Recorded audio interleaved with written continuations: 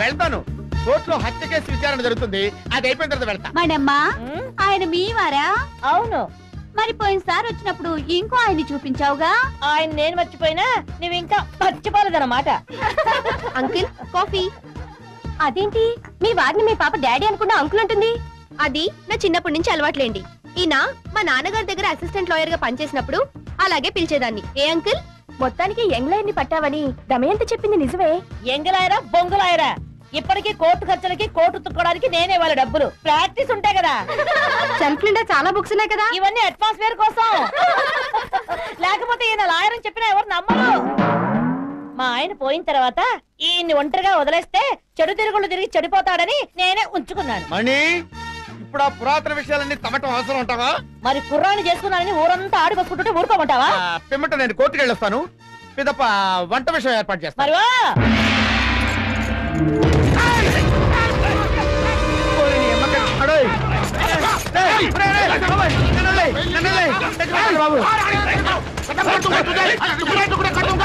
ఏం నరసింహ గారు, వాడు మిమ్మల్ని తిడుతున్నాడు. నేను హిందీలో బాగా పూరండి. వాడేం తిడుతున్నాడో తెలియదు కానీ ఎందుకు తిడుతున్నాడో మాత్రం తెలుసు. ఎందుకు తిడుతున్నాడు? వీడు గుప్తా కేసులో ప్రథమ ముద్దాయండి. పిమ్మట వీడికి జామీన్ కట్టరా అని మా ప్యూన్ కప్పగంతుల రమేష్ గారికి డబ్బులు ఇచ్చి పంపించాను. ఇదప్ప వాడు డబ్బంతా ఖర్చు పెట్టేసుకుని కనపడకుండా తిరుగుతున్నాడు. తదుపరి వీడు నన్ను నరికేస్తానని వెంటపడుతున్నాడు. వాడు మిమ్మల్ని వదలడు.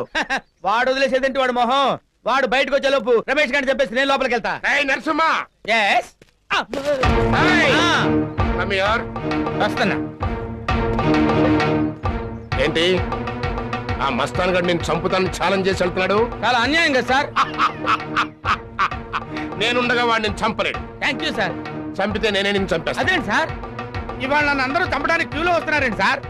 నీలాంటి వాళ్ళు ఈ భూమికి భారమయ్యా. అదేంటి సార్, నా బరువు ఎంత అంటే 70 కిలోలు, మీలో సగం ఉంటాను.